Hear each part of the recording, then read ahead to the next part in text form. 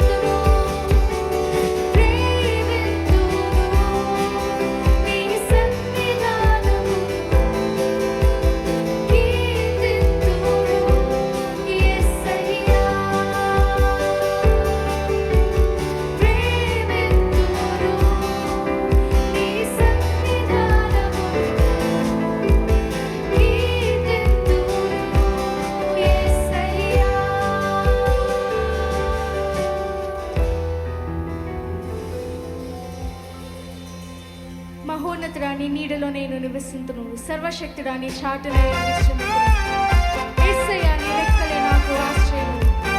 పాటలు పాడుతుంటే నాంచగా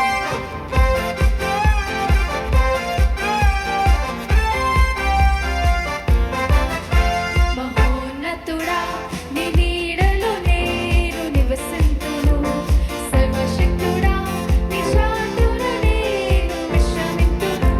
మహోన్నతుడా నీ నీడలో నేను నివసింతును, సర్వశక్తుడా నీ చాటున నేను విశ్రమింతును.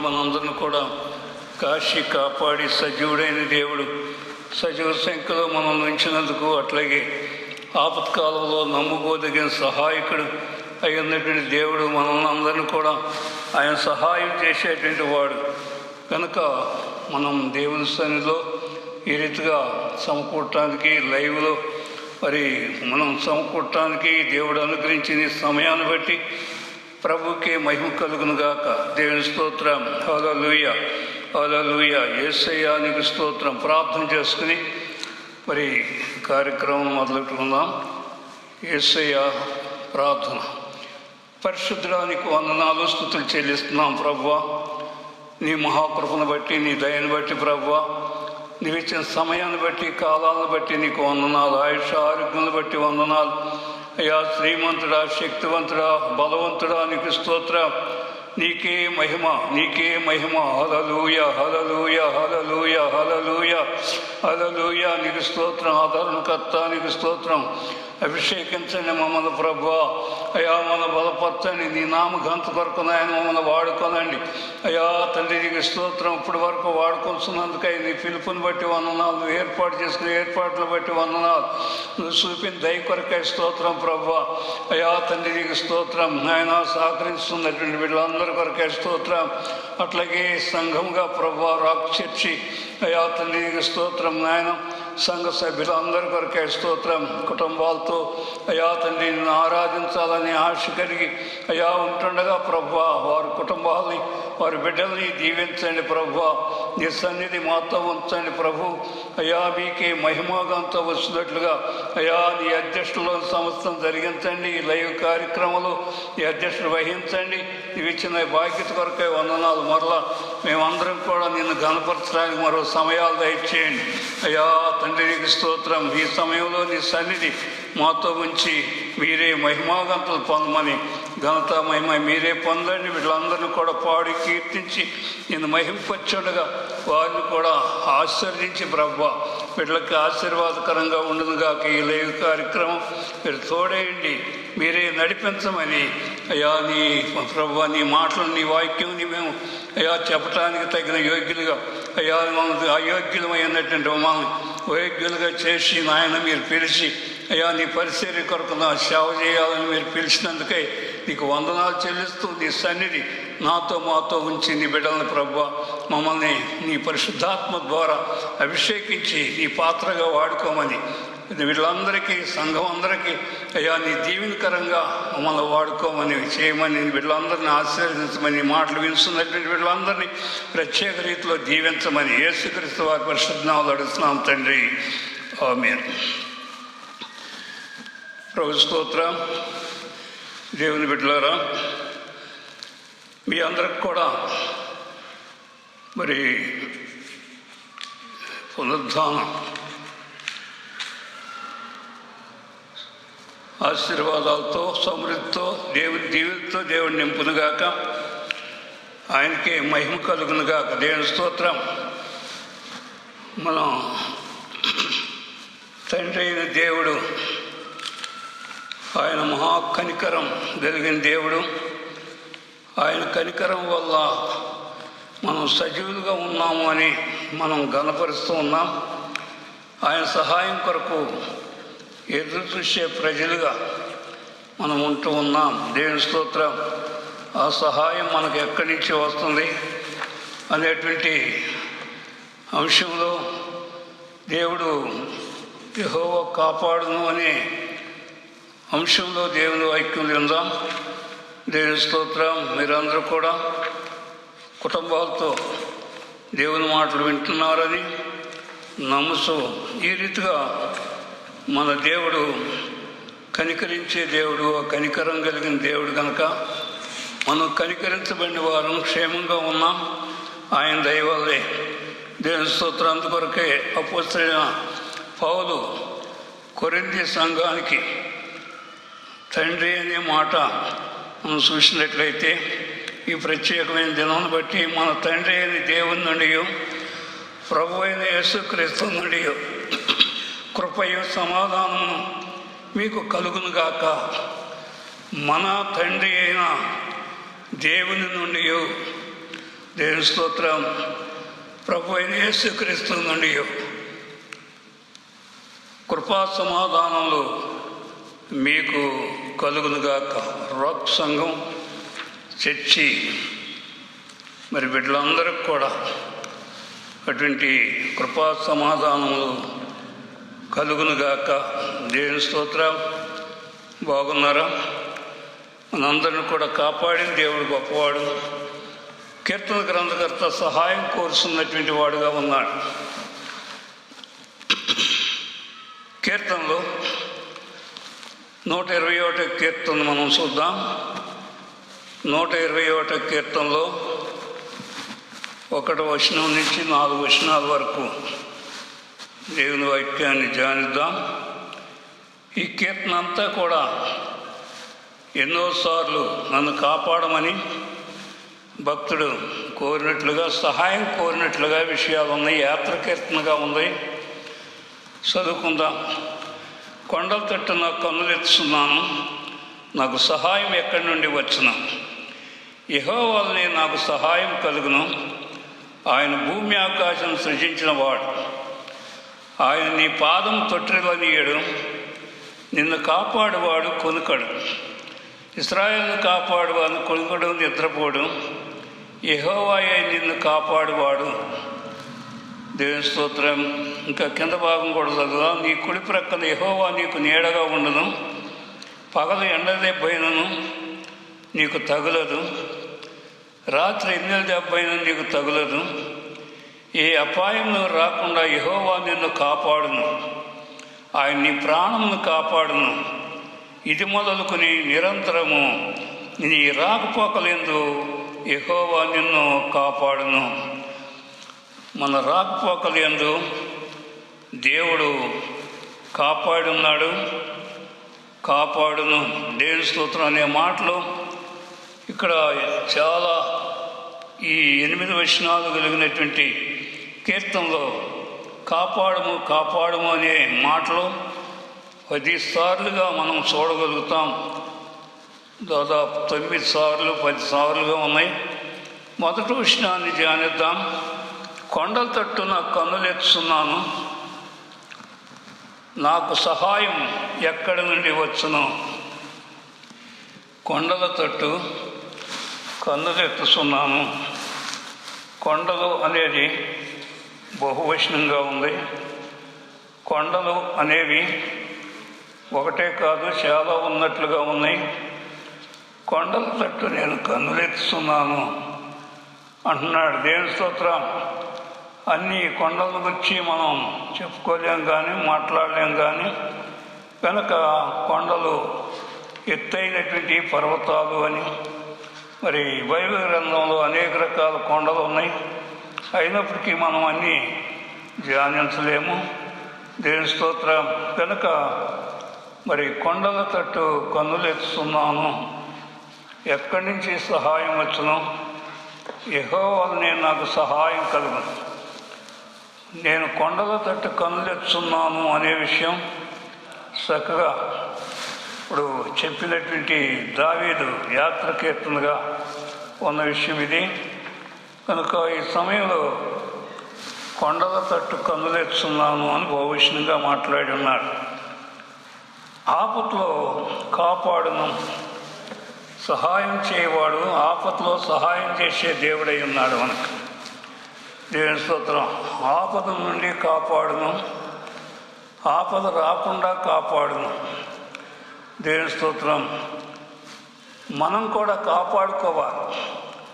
నేను చెప్పేటువంటి అంశం యెహోవా కాపాడును అంటే సహాయం కలుగును ఆయన వల్లనే అనే కీర్తన గ్రంథకర్త అక్కడ శరీర సంబంధమైన ఆత్మ సంబంధమైన ఆర్థిక సహాయాలు అన్నీ కూడా చేయగలిగిన సమర్థుడు కనుక కాపాడును. ఆపదలో కాపాడువాడు. అది యెహోవా వల్లనే కలుగును. సహాయం అనేది ఆపద నుండి కాపాడువాడు, ఆపద రాకుండా కాపాడువాడు. అంతేకాకుండా మూడవదిగా నీ పాదము తొట్టిల్లనీయడు. ఆయన కాపాడును అనే మాటలు ఉన్నాయి. తొట్టిల్లకుండా కాపాడును, ఎండ దెబ్బైనా నీకు తగలదు గనక ఈ మాటలన్నీ కూడా అపాయం రాకుండా నిన్ను కాపాడునని, నిత్యము నిన్ను కాపాడునని, నీకు నీడగా ఉండును, ఆయన తోడుగా ఉండును. ఆకాశములు భూమి సృజించిన యెహోవా గొప్ప అద్భుతాలు చేయగల దేవుడు, కాపాడగలిగిన వాడు, భూమి ఆకాశాలు సృష్టించిన వాడు, అద్భుతాలు చేసే దేవుడు. అది 124 కీర్తనలు 8వ వచనంలో ఆయన ఆకాశం భూమిని సృజించిన వాడు అని, 136 కీర్తనలో 4-9 వరకు మనం చదువుకుంటే అద్భుతాలు చేయగలవాడు దేవుడు, కాపాడగలిగిన దేవుడు, సహాయం చేయగలిగిన దేవుడు. ఇప్పటి వరకు మనకి లాక్డౌన్ సమయాలు ఇవన్నీ మనం ఎప్పటి నుంచో మనం ఈ 3 నెలలు 4 నెలలు జరగొస్తూ ఉన్నాయి. దేవుడు కాపాడినందుకు అట్లాగే కాపాడుకోవాలి అనే అంశం కూడా మనం చూడాలి. కాపాడాడు, అట్లాగే మనం కాపాడుకుంటున్నామా?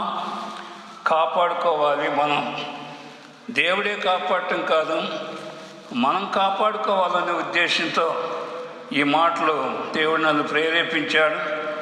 కాపుగా కాయాలి, మనకు మనం కాపులా కాయాలి, దక్కించుకుంటూ ఉండాలి. కాపాడుకోవాలి, కాపులా కాయాలి ఒకటి, దక్కించుకుంటూ ఉండాలి. ఏమిటి అనేది మనం చూసినట్లయితే తన వస్త్రములను కాపాడుకోవాలి ఒకటి, రెండోది తన రక్షణ కాపాడుకోవాలి, మూడోది తన విశ్వాసమును కాపాడుకోవాలి అనే 3 విషయాలు మనం పూర్తి చేసుకుని మనం క్లుప్తంగా ముగించుకుందాం. దేవుని స్తోత్రం. తన వస్త్రములను కాపాడుకోవాలి, కాపాడుకున్నవారు ధన్యులు అనే మాటలు ఇవన్నీ కూడా దేవుని వాక్యంలో మనం చూస్తూ ఉంటాం. దేవుని స్తోత్రం. 19 ప్రకటన గ్రంథం 19:8వ వచనంలో ఆ విషయాన్ని కూడా మనం చూస్తాం. దేవుని స్తోత్రం. అట్లాగే తన వస్త్రములను కాపాడుకున్నవాడు మరి ధన్యులు అని, అంతేకాకుండా వస్త్రములు మనం తెలుపు చేసుకోవాలని మాటలు కూడా దేవుని వాక్యం, నేను వాక్యం చదువుతాను. మరియు ఆమె ధరించుకున్న ప్రకాశములు నిర్మలమునైన సన్నపు నారబట్టలు ఆమెకి ఇయ్యబడిన. ఆమె ఎవరు? పరిశుద్ధులు, నీతి క్రియలువి.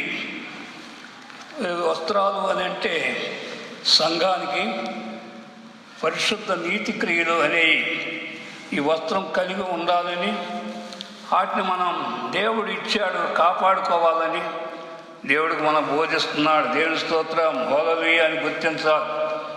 3వ అధ్యాయంలో మనం చూసినట్లయితే ప్రకటన గ్రంథంలో 3వ అధ్యాయం, దేవుని స్తోత్రం. హల్లెలూయా, హల్లెలూయా. అద్భుతమైనటువంటి మాట. 3వ అధ్యాయం 4వ వచనం కానించి మనం 11 వచనాల వరకు చూస్తే అద్భుతమైన మాటలు ఉన్నాయి. దేవుని స్తోత్రం. మీరు తీసినట్లయితే చదువుకోండి. ఆయన తమ వస్త్రములను పవిత్రపరుచుకొనిన కొందరు సాత్వికులు నీ యొద్ద ఉన్నారు. సంఘములో పరిశుద్ధ సాత్వికులు అనే సంఘములో ఉన్నారు. అపవిత్రపరుచుకున్నటువంటి వాళ్ళు కొందరు ఉన్నారు. మరి తెల్లని వస్త్రాలుగా అర్హులైనటువంటి వాళ్ళు, పరిశుద్ధపరుచుకున్నటువంటి వాళ్ళు ఉన్నారు. వారు అర్హులు గనుక తెల్లని వస్త్రములు ధరించుకొని నాతో కూడా సంచరించేదారు. దేవుని స్తోత్రం. తెల్లని వస్త్రాలు ధరించుకున్నటువంటి వారుగా అర్హులుగా ఉన్నవాళ్ళు కొందరున్నారు సంఘంలో. మన సంఘాల్లో కూడా అట్లాగే తెల్లని వస్త్రములుగా పరిశుద్ధ జీవితం కలిగి ఉంటాం. పరిశుద్ధత లేకుండా ఎవరు ప్రభువుని చూడరు అని దేవుని వాక్యం చెబుతూ ఉండగా, అట్లాగే పరిశుద్ధత కలిగి మనం ఉండటము అని మరి ఇవన్నీ కూడా మనం యాకోబు పత్రికలో 2వ అధ్యాయం లేక ఇవన్నీ కూడా కొన్ని ప్లేసుల్లో మనం ఈ వాక్యాన్ని మనం చూడలేం. కానీ ఎబ్రీ-పత్రిక 12-14 వచనాల్లో పరిశుద్ధత లేకుండా ఎవరు ప్రభువుని చూడరు అనే మాటలు ఉన్నాయి. అట్లాగే జయించువాడు అలా తెల్లని వస్త్రములను ధరించుకొనును. తెల్లని వస్త్రాలను మన భావ్యంగా తెల్లని వస్త్రాలను ధరించుకుంటున్నాం. ఇవే కాకుండా మనం తెల్లని వస్త్రాలు ధరించుకోవాలనే హృదయం గురించి చెప్పబడతాను.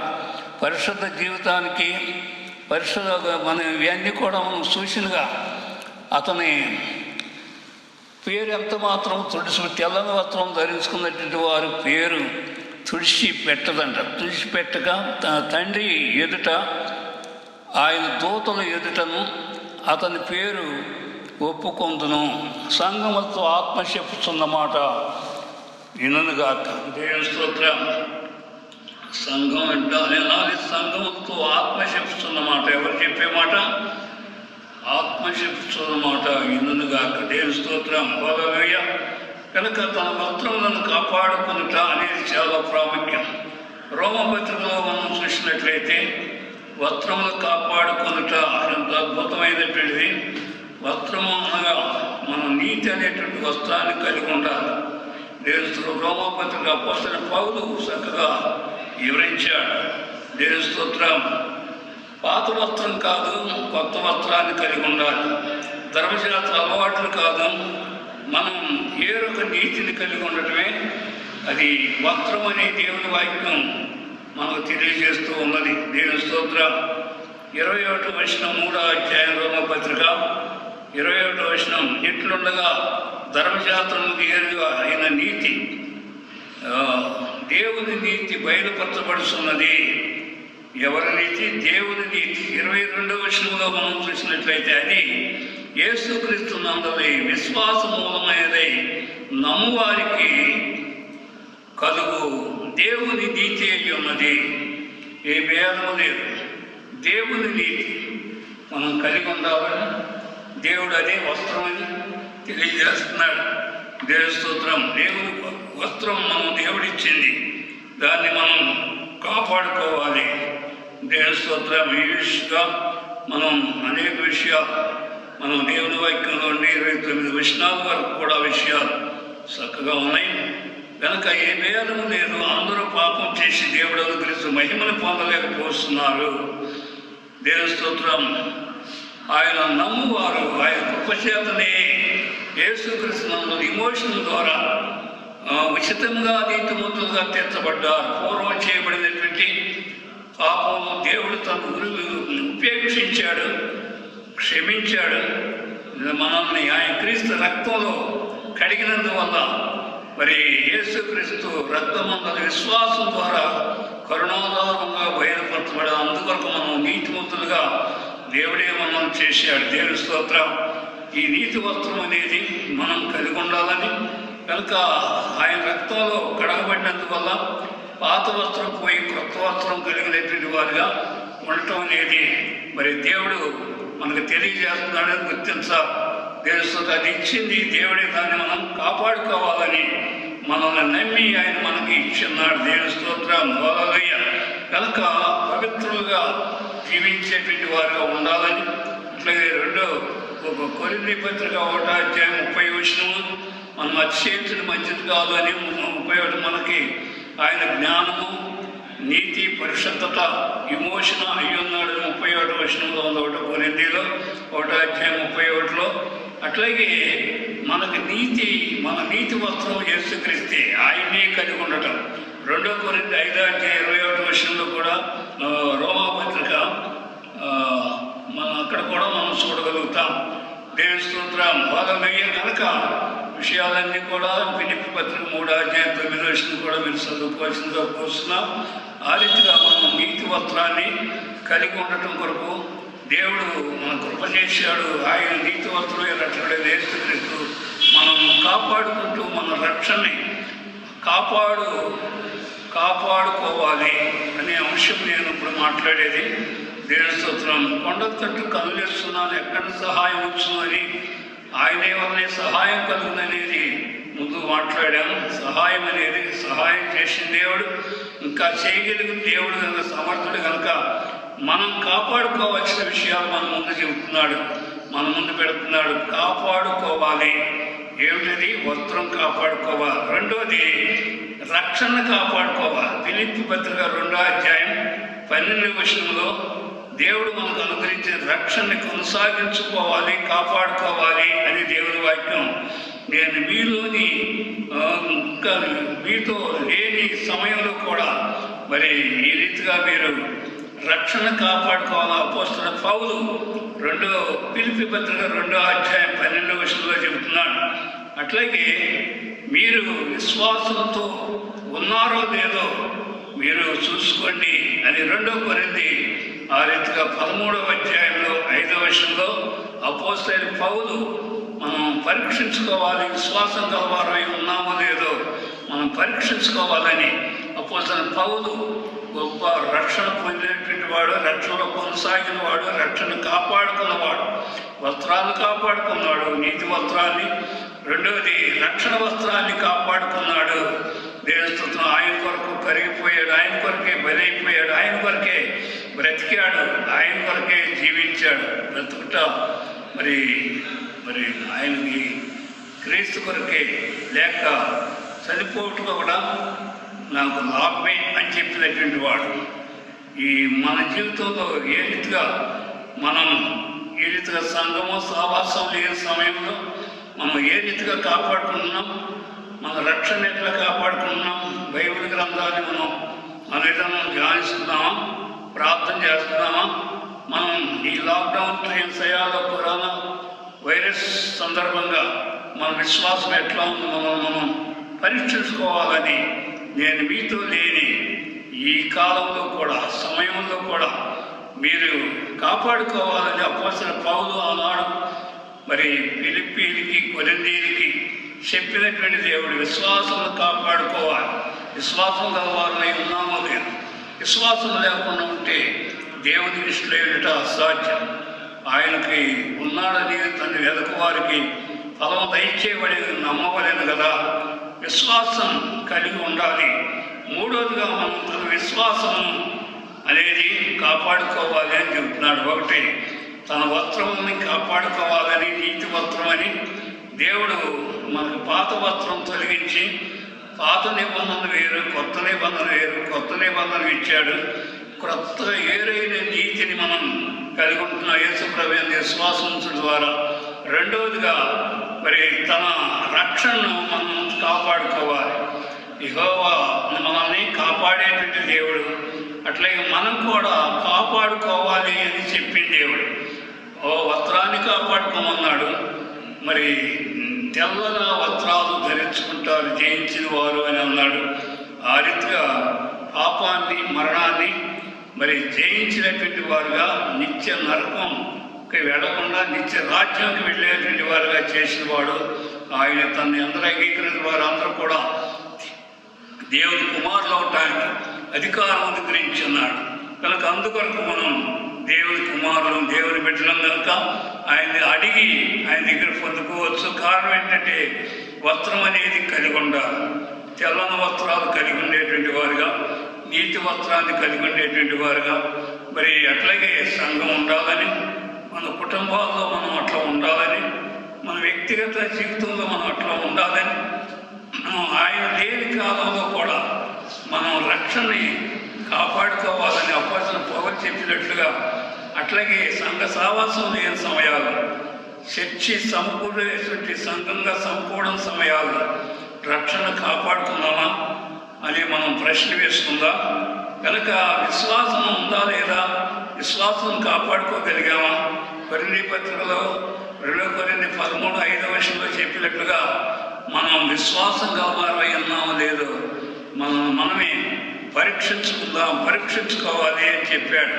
కనుక ఈ పరిశుద్ధ దినం మనం ఆ రీతిగా పరీక్షించుకుని మరి అంతకతం మనం జీవించిన జీవితాన్ని అలా జీవించడానికి లైవ్ కార్యక్రమం మనకి దేవుడు అనుగ్రహించాడు అని మనం గుర్తించాలి. దేవుని స్తోత్రం. దేవుడు మహాకృపను బట్టి దేవుని స్తోత్రం. మూడోదిగా చూద్దాం, తన విశ్వాసమును కాపాడుకున్నటువంటి వాడు భక్తుడు. 2 తిమోతి 4:7-10 18 వరకు కూడా మరి చూసుకున్నట్లయితే అద్భుతమైనటువంటి జీవితం కలిగినటువంటి వాడు అపోస్తలుడైన పౌలు తిమోతికి చెబుతున్నాడు. తన ఆత్మీయ కుమారుడితో చెబుతున్నాడు. రక్షణ పొందినటువంటి వారితో చెప్పే మాట. అపోస్తలుడు అయినటువంటి మరి పౌలు చక్కగా తిమోతికి చెప్పిన మాటను మనం చూస్తున్నాం. దేవుని స్తోత్రం. 2 తిమోతి 4:7 నుంచి మనం చూసినట్లయితే అద్భుతమైనటువంటి మాటలు ఒకటి చెప్పుకున్నాడు. మంచి పోరాటం పోరాడితేనే. పోరాటం అనేది కరోనా వైరస్తో మరి దేశమంతా కూడా పోరాడుతూ ఉన్నటువంటి పరిస్థితుల్లో ఉన్నారు. పోరాటంలో ఓడిపోయిన వాళ్ళు ఉన్నారు. అట్లాగే ఈ మంచి పోరాటం, ఇది పోరాటం ఆ పోరాటం కాదు. ఇది వ్యాధులతో, బాధలతో, కష్టాలతో, తుఫానులతో, కరువులు, కాటకాలతో మరి అనేక రకాలైన పోరాటాల్లో మరి ఉన్నారు. కానీ మంచి పోరాటం అపోస్తలుడైన పౌలు పోరాడి తిని అంటున్నాడు. ఆయన నమ్ముకున్నాడు కనుక ప్రార్థనాపరుడిగా ఉన్నాడు.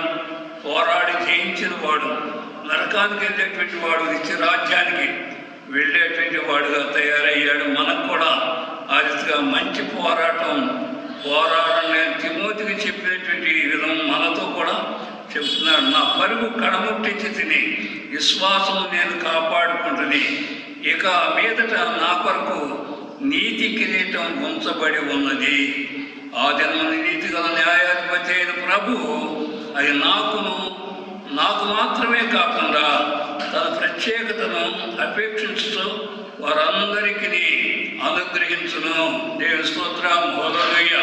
కనుక మనకి మంచి పోరాటం అనేది ఉంది అని, అట్లాగే తన విశ్వాసమును కాపాడుకున్నానని మంచి పోరాటం నేను పోరాడానని అపోస్తలుడైన పౌలు చెప్పుకుని చెప్పాడు. విశ్వాసము నేను కాపాడుకున్నాను అని చెప్పగలిగాడు.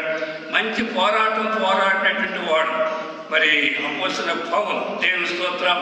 కనుక అంతేకాకుండా నీకు నీవే ఈ పోరాటానికి జయించటానికి సాధనం చేసుకునేటువంటి వారుగా, సాధకం చేయబడినటువంటి వారుగా ఉండాలి. అనుదినం దేవుని వాక్యాన్ని ధ్యానించుట, అనుదినం ప్రార్థనా జీవితం, సాధన ఇవన్నీ కూడా ఒకప్పుడే అట్లా శరీర సంబంధమైన సాధకం ఇప్పటి జీవ విషయంలోనూ మరి ఉపయోగపడదు. కానీ రాబో జీవ విషయంలో ఉపయోగపడేది మరి ఆ సాధకం వేరు. దేవుని వాక్యం కొంచెం మట్టికే శరీర సంబంధమైన సాధకం కొంచెం మట్టికే ఉపయోగపడదు. కానీ దైవభక్తి ఇప్పటి జీవ విషయంలోనూ రాబో జీవ విషయంలోనూ ప్రయోజనకరమై ఉన్నది. దేవుని స్తోత్రం. హల్లెలూయ.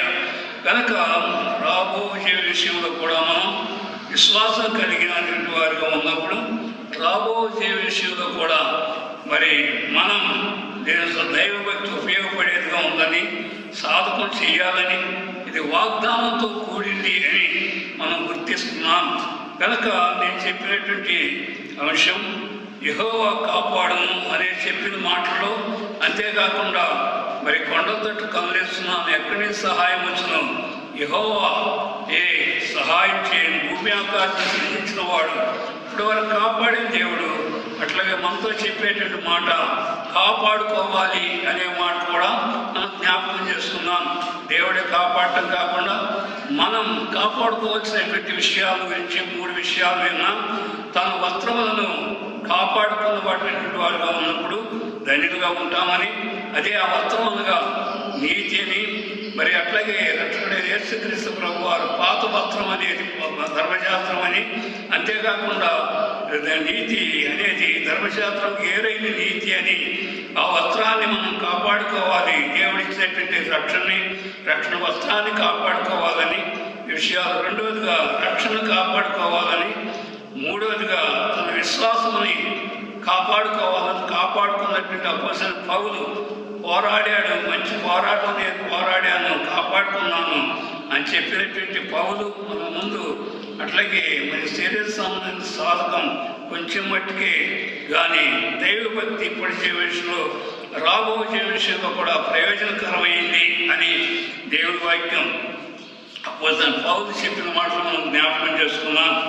కనుక మనం దైవభక్తులు కలిగి ఉన్నామా లేదా పరీక్షించుకుంటూ కొరకు ఈ రీతిగా వస్త్రాన్ని మనం కాపాడుకునేటువంటి వారుగా, నీతి వస్త్రాన్ని రక్షణ వస్త్రం మరి కాపాడుకున్నటువంటి వారుగా ఆయన నేను లేని సమయంలో కూడా మీరు ఎట్లా ఉన్నారు అనే విషయం అపోస్తలుడైన పౌలు అక్కడ ఫిలిప్పీల్ని కొరింథీయుల్ని మరి పరీక్షించుకోమని చెబుతున్నాడు. దేవుని స్తోత్రం.